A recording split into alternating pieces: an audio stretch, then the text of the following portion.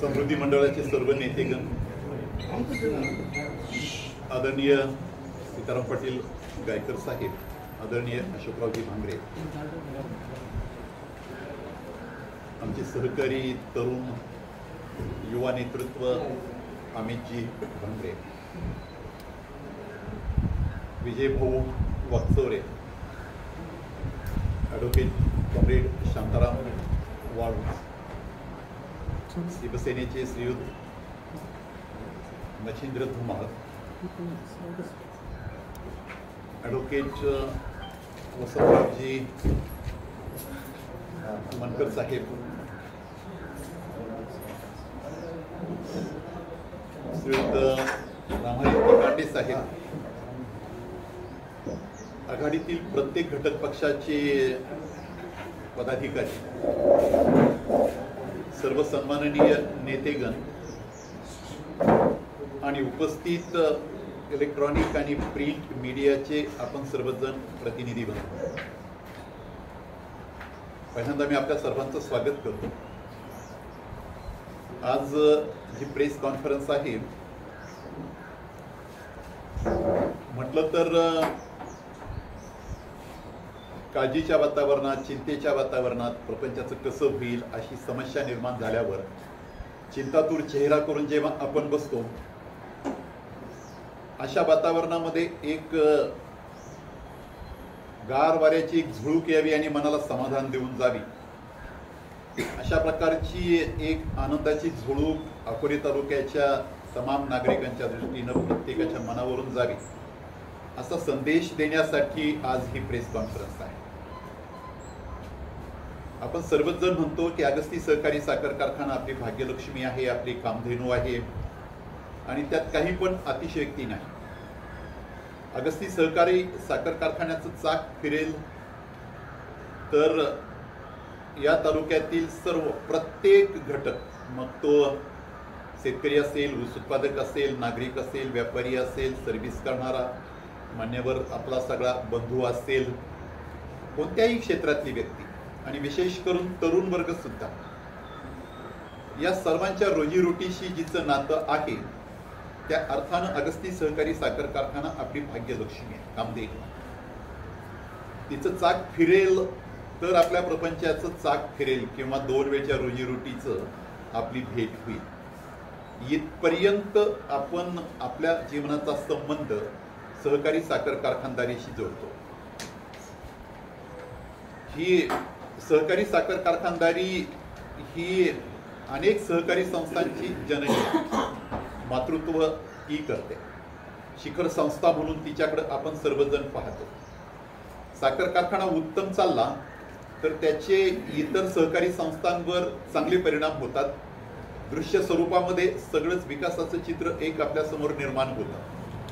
व्यापार वाढतो, उदीम वाढतात, उद्योग वाढतात, बेरोजगारीचं जे संकट आहे ते पण कमी होतं. कितीतरी अर्थानं सहकारी साखर कारखानदारीचं महत्व आहे. काल दूरचित्रवाणीवर एक रिपोर्ट मी मध्ये काल बघितला की देशातील बेरोजगारीचं चित्र किती भयानक आहे, असं एक वास्तव चित्र त्यांनी एक रिपोर्ट म्हणून मांडलेलं आहे. त्या पार्श्वभूमीवर आपल्याही दृष्टीनं सहकारी संस्था उत्तम रीतीनं चालल्या तर बेरोजगारी आपल्याला आवाक्यात ठेवता येते. तरुण मुलांना वैफल्यग्रस्त होणार नाही, त्यांच्या हाताला काम मिळेल असं एक चित्र निर्माण होतं.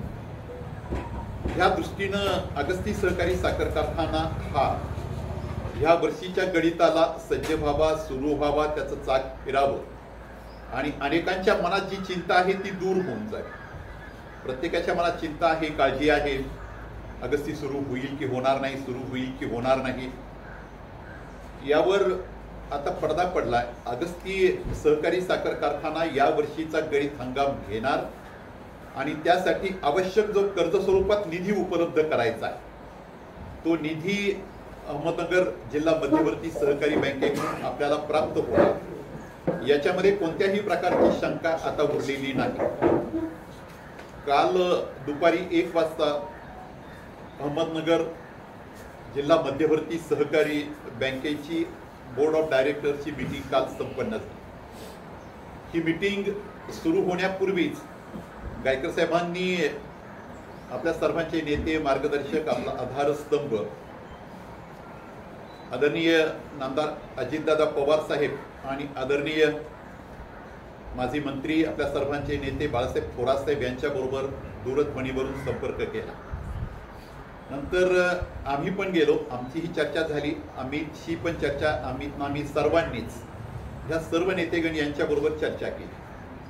तत्पूर्वी जिल्हा सहकारी बँकेचे जे पदाधिकारी आहेत आणि त्याशिवाय जे सन्माननीय संचालक आहेत या प्रत्येकाच्या बरोबर स्वतंत्रपणे चर्चा केली आणि अगस्तीची स्थिती कशी आहे ही पण सांगितली आणि अगस्ती उत्तम रीतीने चालू शकतो अशा परिस्थितीमध्ये बँकेनं कर्ज स्वरूपातला निधी उपलब्ध करून द्यावा अशा प्रकारची विनंती काल सर्वांना केली.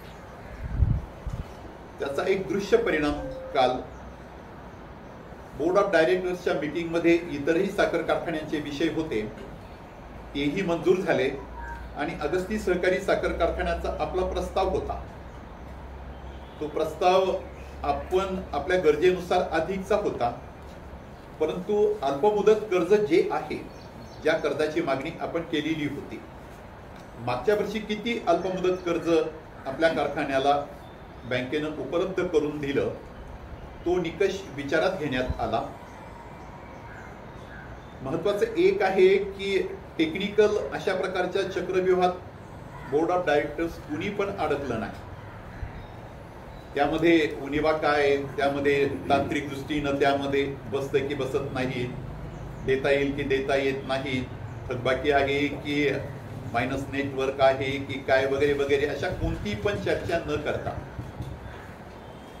आपल्या जिल्ह्यातला प्रत्येक सहकारी साखर कारखाना चालला पाहिजे तसाच तो अगस्ती सहकारी साखर कारखाना पण चालला पाहिजे. सगळ्यांनी ही सकारात्मक भूमिका घेतली आणि मागच्या वर्षी जे आपल्याला 67-68 कोटी रुपये अल्प मुदतीचा कर्जाचं जे मिळालेलं होतं तितकं कर्ज तत्वतः काल जिल्हा सहकारी बँकेनं मंजूर केलं, मान्य केलं आणि त्यानुसार हे कर्ज आपल्याला मिळणार आहे. यामध्ये आता कोणत्याही प्रकारची शंका नाही. आवश्यक पूर्तता आहे ते आपण सर्वजण करणार आहोत. पण जो एक निवडणुकीमध्ये एक इश्यू होता किंवा चर्चा होती की आपण म्हणतोय निवडणूक लढवतोय पण पुढे जाऊन काय करायचं. एक वेळ निवडणूक लढवणं सोपं पण साखर कारखाना चालवणं अवघड आहे ना.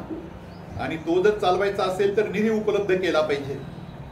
निधी उपलब्ध होत नसेल तर निवडून जाऊन काय करणार आहोत आपण. निवडून जाण्याची महत्वाकांक्षा जेव्हा आपण बाळगतो तेव्हा अगस्ती सहकारी साखर कारखाना त्याचं चाक फिरेल आणि उत्तम रीतीनं पुढचं 22-23चं गणित आपण घेऊ शकतो. ही आपली जबाबदारी आपल्या शिरावर येते आणि ही जबाबदारी शिरावर घेऊन समृद्धी मंडळ या निवडणुकीमध्ये उतरलेलं होतं. सर्व ज्येष्ठ नेतेगण याबाबत सातत्यपूर्वक आपल्या मंडळातले वेळच्या वेळेला बैठका मिटिंगा घेत होते. आमच्या सगळ्यांच्या मनात तशा प्रकारची काळजी होती. अनेकदा प्रत्येक जण ते बोलून पण दाखवत होता. निवडून येवो, लोक निवडून देतील, पुढे काय व्हायचं ते होईल. पण जनतेच्या आपल्याकडनं ज्या अपेक्षा आहेत, होय मी जनतेचा शब्द वापरला, केवळ फक्त ऊस उत्पादकांचा म्हणत नाही, जनतेच्या आपल्याकडनं ज्या अपेक्षा आहेत की हे साखर कारखाना सुरू करतील आणि चालवतील पण उत्तम आणि हेच चालवतील. ही जी जनतेच्या मनात भावना होती ती जशी वेगवेगळ्या सभेमध्ये स्पष्ट होत होती तशी काळजीची म्हणून आमच्या सर्वांच्याच मनावर एक अशा प्रकारची एक भीती दाटलेली होती. लोक निवडून देतील पण पुढे चालवायचं कसं. तर ह्या काळजीच्या पोटी खरंच चांगल्या प्रकारचे प्रयत्न सुरुवातीपासून होत गेले. गेले महिना 2 महिन्यांच्या पासून सातत्यपूर्वक हे प्रयत्न चालू होते. मध्ये 15 तारखेला आपली निवडणूक पुढे ढकलली पण समृद्धी मंडळाचा कोणताही नेता अगर कोणताही कार्यकर्ता अगर उमेदवार निवडणूक पुढे ढकलली म्हणून हतबल न होता जेव्हा निवडणूक होईल तेव्हा होईल पण अगस्ती सहकारी साखर कारखाना सुरू करण्यासाठीची पूर्वतयारी मात्र थांबवायची नाही. हा निर्धार प्रत्येकाचा होता आणि हा निर्धार मनात ठेवून तेव्हापासून प्रयत्न समृद्धी मंडळाचे आम्ही सर्व नेतेगण करत होतो. आदरणीय नामदार अजितदादा पवार साहेबांची भेट, त्यांच्याबरोबरचा संपर्क, इकडे नामदार बाळासाहेब थोरात साहेबांची भेट, त्यांच्याबरोबरचा सातत्यपूर्वक संपर्क आणि त्याशिवाय बँकेच्या सर्व पदाधिकाऱ्यांशी संपर्क, साखर कारखान्यावरनं प्रस्ताव तयार करणं, तो पाठवणं, तो बिनचूक पाठवणं, ह्या सगळ्या ज्या बाबी आहेत, हे निवडणूक होईल तेव्हा होईल याची चिंता न करता सातत्यपूर्वक हा पाठपुरावा समृद्धी मंडळाचे नेतेगण आणि आपल्या साखर कारखान्याचे विद्यमान उपाध्यक्ष आदरणीय गायकर साहेब यांनी आमच्या सर्वांचं या कामी नेतृत्व केलं. सारखं बोलवत राय, चर्चा करत राय, आता हे करू ते करू, यांना भेटू त्यांना भेटू, असे सातत्यपूर्वक प्रयत्न होत गेले आणि या सगळ्या प्रयत्नातून काल यश प्राप्त झालं आणि 68 कोटी रुपये उपलब्ध काल कर्जाच्या स्वरूपात आपल्याला अहमदनगर जिल्हा सहकारी बँकेकडून प्राप्त झाले. पुढे जाऊन त्याचं काय गायकर साहेब बोलतील आपल्या बरोबर, पण 68 कोटी मिळाले याचा अर्थ आपण पूर्णपणे हा गळीत हंगाम घेण्यासाठी आर्थिकदृष्ट्या सबळ झालोय का, तर त्याचं उत्तर पुढे जाऊन नाही असं पण आहे आणि आहे असं पण आहे.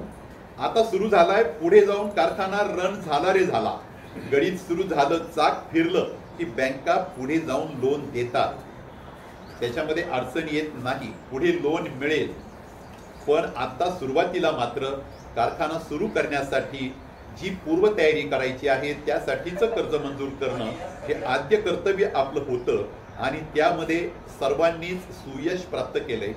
केवळ हे बँकेच्या बाबतीत मी म्हणणार नाही, समृद्धी मंडळाचे सर्व नेतेगण, सर्व उमेदवार, सर्वांचे सामूहिक प्रयत्न होते आणि त्यावर कळस मात्र काल जो काही झालेला आहे तो आमच्या तिघांची गोष्ट वेगळी आहे. गायकर साहेब तर होतेच प्रयत्नात, पण बाकी बोर्ड ऑफ डायरेक्टर्स मधील जे सदस्य आहेत, संचालक आहेत आणि शिवाय जे पदाधिकारी आहेत, यांनी काल जी काही एक आपल्या तालुक्याला मोलाची अशा प्रकारची मदत केली, कर्ज उपलब्ध करून देऊन, त्यांचं मोल या तालुक्याच्या दृष्टीनं कायम ऋणात राहावं असं आहे. आदरणीय नामदार अजितदादा पवार साहेब आणि आदरणीय माजी मंत्री आपले नेते बाळासाहेब थोरात साहेब आणि बँकेचे पदाधिकारी, नावानिशी उल्लेख जरूर व्हावा.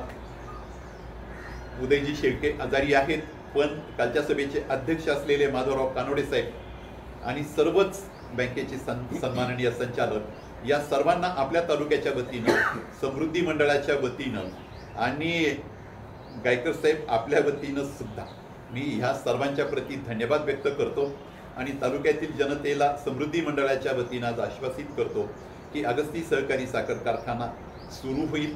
उशीर थोडासा झालाय तरीही पण आपण काळजी करू नये. जाता जाता फक्त एकच गोष्टीचा उल्लेख करू इच्छितो कार्यकर्ता म्हणून की कोणत्याही सहकारी साखर कारखानदारीची निवडणूक ही 31 मेच्या नंतर घेण्यात येऊ नये.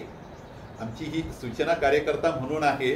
कोणत्याही कारखान्याची निवडणूक, पावसाळा असो किंवा उन्हाळा असो, 31 मे पर्यंत घेतली तरच त्यानंतरचा साखर कारखान्याचा गळीत हंगाम पूर्व ताकदीनं घेता येतो, पूर्ण ताकदीनं. त्यामुळे थोडा उशीर झालाय, पण त्यामध्ये शेतकरी बांधवांनी चिंता करायचं कारण नाही. योग्य प्रकारे नियोजन होईल आणि अगस्ती पूर्ववत सुरू होईल.